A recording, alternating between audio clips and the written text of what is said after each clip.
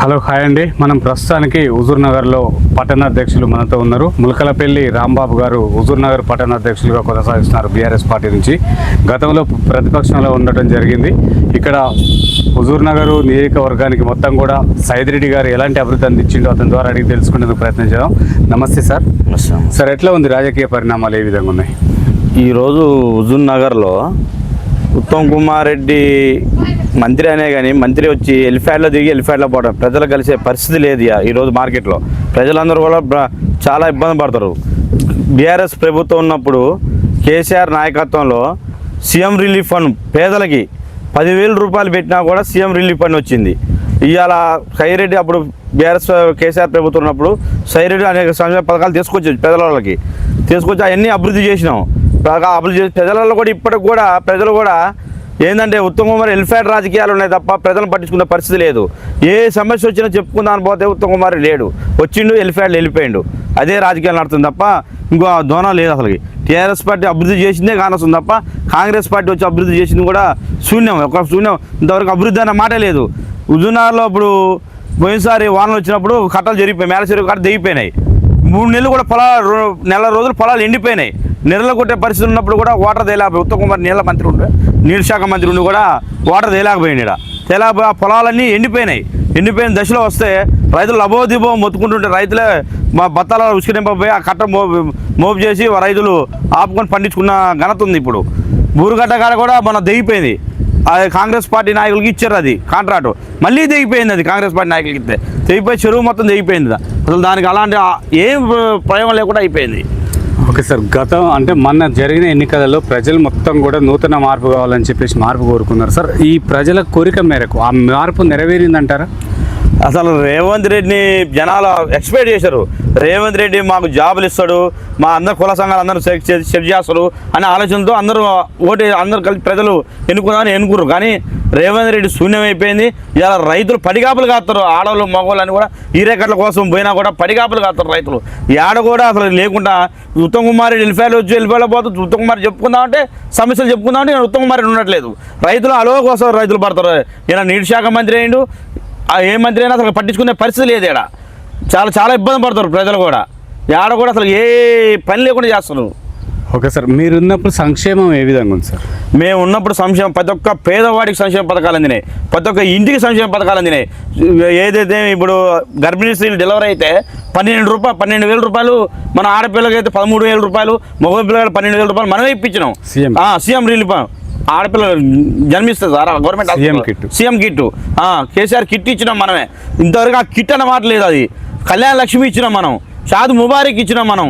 ఇలాంటి సంక్షేమ పథకాలు ఇంటికి ప్రజలు సంతోషంగా ఆడపిల్లలు పెళ్లి చేసుకున్నప్పుడు 1,00,000 రూపాయలు. ఇప్పుడు రేవంత్ రెడ్డి వచ్చి 1,00,000 రూపాయలు తులం బంగారం ఇస్తున్నాడు. తులం బంగారం లేదు, ఆ 1,00,000 రూపాయలు లేవు. పిల్లలు చేసుకోవాలంటే ఇదివరకు ఇప్పుడు భయపడతారు. కళ్యాణ లక్ష్మి వద్దమ్మా, మాకు కళ్యాణ లక్ష్మి వద్దమ్మా అని అంటారు. కళ్యాణ లక్ష్మి వద్దు, మాకు ఏం వద్దాయా, మా పిల్లలు మీరు చేసుకో, మా వల్ల కదమ్మా కళ్యాణ లక్ష్మి మాకు వంట పెట్టదు అని చెప్తారు. ఇలా కేసీఆర్ లేకపోవడం వల్ల ప్రజలకు ఇలా అర్థమైంది. వాళ్ళకి కేసీఆర్ మంచి నాయకుని వదులుకున్నామే, ఇలా పరిస్థితి దుర్భర పరిస్థితి వచ్చిందని ఆలోచిస్తారు ప్రజలందరూ కూడా. సార్, ఇప్పుడు ఏదో ఇందిరమ్మ ఇండ్లు అని చెప్పేసి అంటున్నారు సార్. మరి గతంలో మీరు డబుల్ బెడ్రూమ్లు ఏమైనా ఇవ్వలేరా?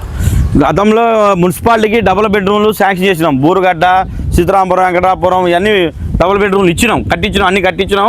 అన్నీ పూర్తి అయిపోయినాయి. ఈ లోపలే ఎలక్షన్ కోడ్ పడేసరికి ప్రజలకు ఈలాకపోయినాం. ఈ లోపల కాంగ్రెస్ పార్టీ వాళ్ళు వచ్చి దాన్ని ఆసరా చేసుకుని మా డబుల్ బెడ్రూమ్లు వాళ్ళకి ఇచ్చుకుంటూ మేము ఇస్తున్నాం అని ఇందిరా మిల్లు మేము ఇస్తున్నాం అని పెట్టుకుంటారు వాళ్ళు. మేము కట్టిన ఇల్లు వాళ్ళు ఇచ్చుకుంటా సో చేస్తారు. ఇలా ఇందిరా మిల్లు అని ఉన్నాయి. ఇలా ఉత్తమ్ కుమార్ రెడ్డి అప్పుడెప్పుడో కట్టించిండు, వాస్తవం అయితే కట్టించి పడకా పడేసిండు.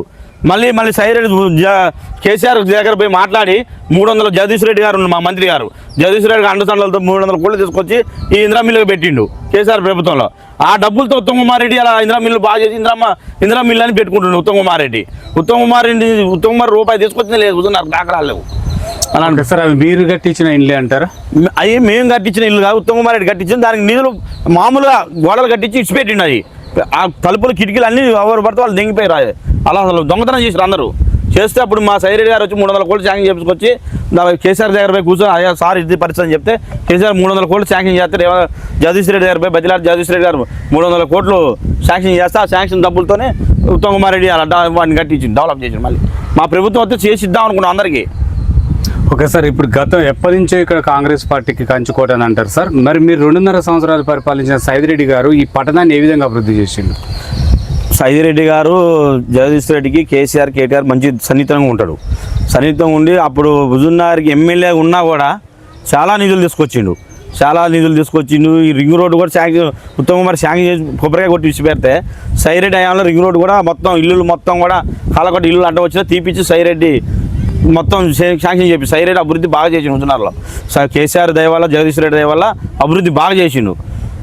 ఓకే సార్, ఇప్పుడు సైదిరెడ్డి అనే వ్యక్తి పార్టీ మారడం జరిగింది సార్, మాజీ ఎమ్మెల్యే గారు. మరి ఇప్పుడు మీకు పెద్ద దిక్కు ఎవరు? మాకు పార్టీ మారినా కూడా ఇప్పుడు జగదీష్ రెడ్డి అనే మంత్రి మాకు ఉన్నాడు. జగదీష్ రెడ్డి మాజీ మంత్రి ఉన్నాడు. మాకు మాజీ మంత్రి జగదీష్ రెడ్డి ఏది ఉన్నా మా ప్రజలు టీఆర్ఎస్ ప్రజలందరినీ కాపాడుకుంటూ వస్తుంది జగదీష్ రెడ్డి. ఏ ఆపద వచ్చినా కూడా జగదీష్ రెడ్డికి ఫోన్ చేస్తే నిర్విషయాన్ని వెంబడే రిసీవ్ చేసుకుంటుండు, ఆపద వెంబడే సాల్వ్ చేస్తుండు. మా మీనా ఉత్తమ్ కుమార్ రెడ్డి కేసులు పెట్టించినా, పల్లెటూరులో కేసులు పెట్టించినా కూడా జగదీష్ రెడ్డి లీగల్ అడ్వకేట్లను పంపించి జగదీష్ రెడ్డి మమ్మల్ని కాపాడుతూనే ఉంటుంది. ఇప్పటికి కూడా ఏ రోజు కూడా మాకు ఏ ఇబ్బంది కలగకుండా చూసిండు జగదీష్ రెడ్డి. సార్, ఇప్పుడు కూడా మీకు పార్టీ మారమని చెప్పేసి ఒత్తిళ్ళు వస్తున్నాయని తెలిసింది సార్, ఎంతవరకు వాస్తవం అంటారు? పార్టీ మారమని చాలామంది ఇప్పటికి కూడా ఒత్తిడి చేస్తున్నాం. కూడా మేము కేసీఆర్ నాయకత్వంలో మేము పనిచేస్తాం. జగదీష్ రెడ్డి అండదండలు ఉన్నాయి మాకు. జగదీష్ రెడ్డి గారి అండదండలతో పనిచేస్తామని మేము ఎప్పటి నుంచో ఉద్యమాల కాంచి మేము పార్టీలో ఉన్నాం. ఏ పదవి ఆశించలేదు ఇంతవరకు కూడా. ఏ పదవి కూడా ఇయ్యలే మాకు. కొత్త వాళ్ళు పదవులు తీసుకుపోవటం, కాకపోతే వాళ్ళ చుట్టాలకు వాళ్ళకి ఇచ్చుకోవడం తప్ప మేము ఏ రోజు కూడా పార్టీ పదవులు ఆశించలే. పార్టీ పదవులు మాకు రానిలే. అయినా కూడా మేము పోరాడుతూనే ఉన్నాం. టీఆర్ఎస్ ప్రభుత్వం, కేసీఆర్, జగదీష్ రెడ్డి కోసం మేము పోరాడుతూనే ఉంటున్నాం. ఇక్కడ సార్, ఇక్కడ నీటిపారుదల శాఖ మంత్రి కొనసాగిస్తున్నారు సార్, ప్రాతినిధ్యం వహిస్తున్నారు. ఇక్కడ పట్టణ అభివృద్ధి కార్యక్రమాలు ఏ విధంగా ఉన్నాయి సార్? ఇంతవరకు పట్టణ అభివృద్ధి కార్యక్రమాలు అంటే ఇంతవరకు ఉత్తమ్ కుమార్ రెడ్డి ఏమి చేసింది, ఒక్క పని కూడా చేయలేదు ఇంతవరకు. ఉత్తమ్ కుమార్ రెడ్డి 2 సంవత్సరాలు అవుతుంది మంత్రి అయ్యి కూడా ఇంతవరకు హుజూర్నగర్ అభివృద్ధి కోసం ఏ పని కూడా చేయలేదు. ఏ అభివృద్ధి కూడా ఇంకా స్టార్ట్ చేయలే. ఇంతవరకు ఏ అభివృద్ధి చేయలేదు ఉత్తమ్ కుమార్ రెడ్డి. ఓకే సార్, ఇక్కడ కాంగ్రెస్ ప్రభుత్వం ప్రవేశపెట్టిన సంక్షేమ పథకాలు ఎంత మేరకు అమలవుతున్నాయి అంటారు? కాంగ్రెస్ పెట్టిన సంక్షేమ పథకాలు, ఈ బస్సు పెట్టారు. బస్సు ఫ్రీ పెడితే జనాలందరూ బస్సులో కొట్టుకోవడానికి సరిపోతుంది. బస్సు ఈ సన్న బియ్యం పెట్టారు. ఇప్పుడు పోయినసారి 3 నెలలకు ఒకసారి ఇచ్చిండు, ఇప్పుడు నెల ఒకసారి అని పెట్టిండు మళ్ళీ. దానివల్ల సంక్షేమ పథకాలు జనాలకు కూడా ఏం ఇంట్రెస్ట్ లేదు. అవన్నీ నూకలు కలిపి వస్తున్నాయి. బియ్యం కూడా రాసుల మీద నూకలు కలుపుతారు మిల్లర్స్. నూకలు కలిపి బియ్యం తీసుకొచ్చి ఇస్తారు. సగం పావుల వంతు 30 వంతు నూకలు ఉంటాయి, పావుల వంతు బియ్యం ఉంటాయి నెల. అట్లా తయారైంది ఇప్పుడు సన్న బియ్యం కూడా. ఓకే సార్, అంటే గత ప్రభుత్వం ఉన్నప్పుడు కానీ, ఇప్పుడు మీరు అధికారంలో ఉన్నప్పుడు కానీ, ఇప్పుడు కాంగ్రెస్ ప్రభుత్వం అధికారంలోకి వచ్చిన తర్వాత విద్యా వైద్యం పరిణామాలు ఏ విధంగా ఉన్నాయి సార్? విద్యా వైద్యం శూన్యం అండి. అసలు విద్యా వైద్యం ఎక్కడైనా మాటే లేదు. అసలు ఇలా గవర్నమెంట్ హాస్పిటల్లో పోతే రాత్రి ఒక పేషెంట్ జాయిన్ చేయించినాం. ఆ అబ్బాయికి మామూలుగా ఎక్కువ వస్తుంటే డాక్టర్ పోతే ఇక్కడ కాదమ్మా పెద్ద హాస్పిటల్లో పోనీ, కార్పొరేట్ హాస్పిటల్లో పోవని చెప్పు. అసలు విద్య వైద్యం అసలు జీరో అయిపోయింది హుజూర్నగర్ నియోజకవర్గంలో. మొత్తం రాష్ట్రం మొత్తం జీరో అయింది, హుజూర్నగర్ ఇంకా జీరో అయిపోయింది. 100 పడకల హాస్పిటల్ పేరుకే ఉంది తప్ప సూపరింటెండెంట్ ఆయన పెట్టుకుండు ఉత్తమ్ కుమార్ రెడ్డి. ప్రవీణ్ సార్ సూపరింటెండెంట్ పెట్టుకొని ఆయన ద్వారా నడిపెత్తుండు. ఏదైనా కాంట్రాక్ట్ ఏదైనా ఆయన ద్వారా నడిపెత్తుండు. శూన్యం అయిపోయింది వాళ్ళకి. రాత్రి ఒక పేషెంట్ ఒక పేషెంట్ జాయిన్ చేపిస్తే, ఎక్కువలు వస్తుంది జాయిన్ చేపిస్తే, ఎక్కువలకు కూడా మా వల్ల కాదు, డాక్టర్లు వాళ్ళు మా వల్ల కాదండి, కార్పొరేట్ హాస్పిటల్ తీసుకోపోండి, ఖమ్మం రాత్తనం కార్పొరేట్ హాస్పిటల్ తీసుకోపోని అయినా వచ్చింది. ఇప్పుడు రాత్రి పోతున్నాయి. అలా పట్టించుకునే పరిస్థితి లేదు. విద్యా సంస్థలో పోతే ఒక విద్యా సంస్థ మేము ముడుపులు పంపిస్తున్నాం, మేము ఇంతే చేస్తాం, మా ఫీజులు కట్టాల్సిందే, 2 లక్షలు కట్టాలి, 1,500,000 కట్టాలి, మా ఫీజులు కట్టాల్సిందే అని వాళ్ళు ఇష్టం వచ్చిన కార్పొరేట్ సంస్థలు. ఇంత కూడా లేక అప్పుడు కేసీఆర్ ఉన్నప్పుడు కార్పొరేట్ సంస్థలో పోతే పిల్లగాడు పేద విద్యార్థులకి 20 మందికి ఫ్రీకి ఇచ్చేది. మేము పోయి కూర్చుని 20 మంది ఫ్రీ సార్, పేదోళ్ళు ఉన్నారు వాళ్ళ కోసం మీరు చదివేయాలి సార్ అని మేము డిమాండ్ చేసి చదివించేది. ఉత్తమ్ కుమార్ నియోజకవర్గంలో అసలు ఫ్రీ అన్నమాట లేదుగా, డబ్బులే, మేము అన్ని ముడుపులు పంపిస్తున్నాం, మేము చూసుకుంటాం, మీరు ఎవరు చెప్పుకున్నా భయం లేదు, ఏ అధికారి చెప్పుకున్నా భయం లేదు. అధికారులు చెప్పినా శూన్యం అవుతుంది, పట్టించుకునే నాదు లేదు అధికారులు కూడా ఎవరు. ఓకే సార్, ఇక్కడ 2 మంత్రులు ఇక్కడి నుంచే కొనసాగిస్తున్నారు సార్. రోడ్డు కానీ వాటర్ కానీ ఏ విధంగా అందుతుంది ప్రజలకు? రోడ్డు మార్గాలు కూడా చేస్తున్నామని చెప్తున్నారు కదా. అసలు రోడ్డు మార్గాలు అప్పుడు టీఆర్ఎస్ ప్రభుత్వం ఉన్నప్పుడు తుమ్మల నాగేశ్వరరావు మందిరం ఉన్నప్పుడు ఈ డబల్ బెడ్రూమ్ సీసీ డాంబర్ తీసుకొచ్చిండు. తుమ్మల నాగేశ్వరరావు మన టీఆర్ఎస్ ప్రభుత్వం ఉన్నప్పుడు తుమ్మల నాగేశ్వరరావు తీసుకొచ్చిన రోడ్లు తప్ప ఇంతవరకు రోడ్లు పోసిన దాఖలాలు లేవు. టీఆర్ఎస్ మట్టపల్లి రోడ్డు కూడా మనమే పోసిన రోడ్లు అన్ని గుంతలు పడి మాయమే, మొత్తం గుంటలలో బస్సులు కూడా రావట్లేదు. బస్ స్టాండ్కి కూడా బస్సులు ఎక్కే పరిస్థితి లేదు. పాత బస్ స్టాండ్ లెక్క నిర్ణయం అయిపోయింది అది. అదంతా ఒక ముస్లిం మైనార్టీకి చెంది ఉత్తమ్ కుమార్ రెడ్డి ముస్లిం మైనార్టీ కొమ్ము కాదు. ఆ పాత బస్ స్టాండ్ని అసలు తొలగించకుండా పాత బస్ స్టాండ్ వాళ్ళకే అంకితం చేస్తుండు ఉత్తమ్ కుమార్ రెడ్డి. ఓకే సార్, ఇక్కడ యువత మొత్తం కూడా మద్యానికి బానిసలు అవుతున్నారని తెలుస్తుంది సార్. దీనిపైన మీ అభిప్రాయం ఏంటి? 100% అండి. ప్రజలు ఇప్పుడు 100% అందరూ కూడా మద్యానికి బానిసేరు, డ్రగ్స్కు బానిసేరు. రేవంత్ రెడ్డి డ్రగ్స్ లేకుండా చేస్తానంటే రేవంత్ రెడ్డి ఉన్నప్పుడే డ్రగ్స్ ఎక్కువైంది. టీఆర్ఎస్ ప్రభుత్వంలో డ్రగ్స్ అన్నమాట ఆడగానారు. ఎలా రేవంత్ రెడ్డి ప్రభుత్వంలో ఈ చెట్ల కింద కూడా ఉంటారండి. చెట్ల కింద ఆడ కూర్చొని డ్రగ్స్ తాగుతుంటారు, గంజాయి తాగుతుర్రు, మందు తాగుతుర్రు, ఇష్టం వచ్చినట్టు వాళ్ళు బివేరు. నైట్ పూట ఆడవాళ్ళు బయటికి వెళ్ళాలనే కష్టంగా ఉంది రేవంత్ రెడ్డి ప్రభుత్వంలో. గంజాయి బాగా రోజుకి ఎత్తలేదు. హుజూర్నగర్లో రోజుకు 2-3 కేసులు పట్టుకొస్తున్నాడు రేవంత్ రెడ్డి. అసలు గంజాయి లేకుండా చేస్తున్నాడు. రోజు 2-3 కేసులు వస్తున్నాయి. ఒక ఇంట్లో ఒక 2 నెలల క్రితం బోరు దాంట్లో తాడి కట్టి బోరు దాంట్లో ఒక 2 కిలోలు గంజాయి దాచిపెట్టారు. గంజాయి 2 కిలోలు గంజాయి. అట్లా చాలా విచిత్రంగా దాచిపెడతారు హుజూర్నగర్లో. ఉత్తమ్ కుమార్ రెడ్డి గంజాయి లేకుండా చేస్తారు, రేవంత్ రెడ్డి గంజాయి లేకుండా. మొత్తం గంజాయం అయిపోయింది హుజూర్నగర్ మొత్తం కూడా. ఏడబట్టి యువత గంజాయే, రెండో ఆలోచన లేదు. గంజాయి మందు. అంటే శాంతి భద్రతలు ఏ విధంగా ఉన్నాయి సార్? శాంతి భద్రతల నిర్ణయం మొత్తం ఇప్పుడు సే గారిని పెట్టుకుంటూ మన ఉత్తమ్ కుమార్ రెడ్డి, సే గారు ఏది చెప్తే అది ఉత్తమ్ కుమార్ రెడ్డి అది ఇచ్చిపెట్టమంటే ఇచ్చిపెట్టాలి అంతేగా. శాంతి భద్రతలు మొత్తం ఉత్తమ్ కుమార్ రెడ్డి చేతిలో నడుస్తున్నాయి మొత్తం హుజూర్నగర్ మొత్తం కూడా. సే గారు నేను పబ్లిక్ సర్వీస్ చేయాలనే ఆలోచన లేదు సే గారికి కూడా. మొత్తం దోచుకోవడమే. ఓకే సార్, మీరు అధికారంలో ఉన్నప్పుడే నూతన జిల్లాగా ఏర్పడ్డ సూర్యాపేట ఏ విధంగా డెవలప్ అయింది సార్? మేము అధికారం ఉన్నప్పుడు సూర్యాపేట సశ్యామలం అభివృద్ధి జగదీష్ రెడ్డి మా మంత్రి మామూలుగా అభివృద్ధి చేయలే. ఏది అడిగినా, ఏ నిధులు ఇచ్చినా, ఏదైనా సూర్యాపేట అయినా హుజూర్నగర్ అయినా జగదీష్ రెడ్డి వల్లనే డెవలప్ అయింది మొత్తం కూడా. అంటే నూతన కలెక్టరేట్లు కానీ, ఎస్పీ ఆఫీసులు కానీ ఎన్నో చేయటం జరిగింది. దాని ద్వారా ప్రజలకు ఎట్లాంటి అభిప్రాయం ఏర్పడుతుంది? ఆ ఎస్పీ ఆఫీసు, కలెక్టర్ ఆఫీసు రావడం వల్ల ప్రజలు సూర్యాపేటకు రావడం, అన్ని అందుబాటులో ఉండటం వల్ల ప్రజలు చాలా సంతోషంగా ఉన్నారు. కేసీఆర్ ప్రభుత్వంలో మంచిగా వచ్చినాయి. మాకు అన్ని పథకాలు కూడా మంచిగా అందినాయి. మాకు ఎలాంటి ఇబ్బంది పెట్టలేదు. ఏ అధికారి దగ్గర పోయి ఇప్పుడు సేజ్ ఆపుతున్నారు. ఏ అధికారి దగ్గర పోయి మొన్న మా ఎంఆర్ ఆఫీస్లో డీటీ కంప్యూటర్ ధర్నీ ఆపరేటర్ ఉండరు. ఒక 20,000 లంచం తీసుకుంటూ దొరికిపోయాడు. మన పట్టించారు ఏసీబీ వాళ్ళకి. ఇట్లా లంచం కూడా మొత్తం లంచం అయిపోయింది. ఏ ఆఫీసర్ దగ్గర పోయినా లంచం అయిపోయింది. దానివల్ల జస్ట్ కేసీఆర్ ప్రభుత్వంలో లంచం అడిగితే వాడిని అసలు నిలబెట్టిన వాడ. అలాంటి ప్రభుత్వం లేదు ఇప్పుడు. డబ్బులు నీకెంత నాకెంత అని అధికారులు మొత్తం కూడా ఇట్లా అయిపోయారు మొత్తం కూడా. సార్, వంశపర్యపరంగా వస్తున్న రాజకీయాలపైన మీ అభిప్రాయం ఏంటి సార్? ఈరోజు రాజకీయాల బీసీలు అందరూ చాలామంది హుజూర్నగర్లో నియోజకవర్గం మొత్తం బీసీలు, రాష్ట్రం మొత్తం కూడా బీసీలు ఎక్కువ శాతం ఉన్నారు. బీసీలు 53% రాజ్యాధికారం ఇవ్వాలని మనం ఎప్పటి నుంచో పోరాడుతున్నాం. ఈ రేవంత్ రెడ్డి పాలన వచ్చిన తర్వాత రెడ్డి పాలనలో రాజ్యాధికారం మేమే సాధించాలి, మేము రెడ్డోలే ఉండాలి.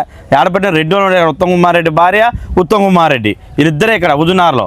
అటు పోతే కోమరెడ్డి, రాజగోపాల్ రెడ్డి వాళ్ళే. అంతా నల్లగొండ జిల్లా మొత్తం కూడా రెడ్డి పాలన అయిపోయింది. రెడ్డి రాజ్యాధికారం నడవాలని చూస్తారు. బీసీని అణిచివేసి మేమే రెడ్డోలే, మాదే ఆధిపత్యం పోరు. ఒక రెడ్డోలు ఉన్న 10 మంది ఆధిపత్యం పోరు బీసీలని అనగదొకే. మీకు ఆ కట్టలు రావురా, ఈర కట్టలు ఇయనరా, మీ పొలాలు నడవరా, టాటర్లో పోవురా అని ఇట్లా బెదిరించి రైతులను కూడా లొంగ తీసుకొని అసలుకి నిర్ణయం చేస్తారు. అసలు బీసీ అనగదొక్కుతారు. బీసీలు రాజ్యాధికారం ఎప్పుడు రాలేదు. రాజ్యాధికారం మన ఎమ్మెల్యే లేరు, ఎంపీలు లేరు, రాజ్యసభలో అమలు చేయలేదు, ఏం చేయలేదు. ఇప్పుడు 42% రిజర్వేషన్ తీసుకోవచ్చు. ఈ 42% ప్రజలు ఎప్పటి నుంచో ఉన్నారు. ఇప్పుడు నువ్వు ఇచ్చేది ఏంది? సర్పంచులు ఉన్నారు, ఎంపీటీసీలు ఉన్నారు, జెడ్పీటీసీలు ఉన్నారు, అందరూ ఉన్నారు. ఇలా కౌన్సిలర్లు ఉన్నారు బీసీలలో. నువ్వు ఇచ్చే 42 రాజ్యాధికారం నువ్వు ఇచ్చేది బీసీల సర్పంచులకి. చట్టసభలో అమలు చేయండి మీరు. విద్యా వైద్యం కూడా చట్టసభలో అమలు చేయండి. దానికి విద్యా వైద్యం లేదు, అసలు ఏ పరిస్థితి లేదు. వాళ్ళకి దారుణమైన పరిస్థితులు ఉన్నది ఇక ప్రభుత్వం మొత్తం కూడా. అంటే అమలు అయింది అనుకుంటున్నారా? అసలు అమలు అట్టయింది సార్. అమలు కావడానికి ఆయన చేతులు ఏముంది? చేతులు అమలు చేసేవాడైతే రెడ్డి రాజ్యాధికారం పోగొడతారా? పోనీడుగా రెడ్డిలో రావాలని ఆయన ఆలోచన ఉండే. రేవంత్ రెడ్డి, ఉత్తమ్ కుమార్ రెడ్డి అందరూ రెడ్డిలు కావాలనే ఆలోచనలో ఉన్నారు. వాళ్ళు మనకి ఎట్లా రానిస్తారు రాజ్యాధికారం? వాళ్ళు బీసీ రిజర్వేషన్ రానిరు. వాళ్ళు వీళ్ళే కేసులు వేసేది వీళ్ళే, మొత్తం చేసేది వీళ్ళే, మళ్ళీ మేమే పోరాడుతున్నామని చెప్పడానికి పైన షో చేస్తారు. కేసీఆర్ వల్లనే బీసీలకు న్యాయం జరిగిద్ది. జగదీష్ రెడ్డి గారు రెడ్డి అయినా కూడా బీసీలకే న్యాయ పోరాటం చేయడానికి జగదీష్ రెడ్డి ముందంచెలు ఉంటారు, కేసీఆర్ ముందంచెలు ఉంటారు. వాళ్ళ వల్లే బీసీలకు న్యాయం జరిగిద్ది. ఓకే సార్, మీరు అధికారంలో ఉన్నప్పుడు నిరుద్యోగులకు కానీ, మహిళలకు కానీ, రైతులకు కానీ ఎలాంటి సహాయకారాలు అందించారు? మేము అధికారంలో ఉన్నప్పుడు ప్రతి ఒక్క పేదవాడికి కూడా ప్రతి ఒక్క పేదవాడికి ఇంటికి 3-4 పథకాలు వచ్చినాయి. ప్రతి ఒక్క ఇంటికి కూడా 3-4 పథకాలు ప్రతి ఒక్క పేదవాడికి కూడా. అయ్యా కేసీఆర్ కిట్ వచ్చింది మా ఇంటికి, కేసీఆర్ డబ్బులు వచ్చినాయా, కళ్యాణ లక్ష్యం వచ్చిందయా, ఇంటికి పోతే షాద్ ముబారక్ వచ్చిందయా, చాలామంది రైతు బీమా వచ్చిందయా, 5 లక్షల రూపాయలు రైతు బీమా వచ్చింది. చాలా మంది రైతులు ప్రతి ఒక్క ఇంటికి వచ్చేసి 2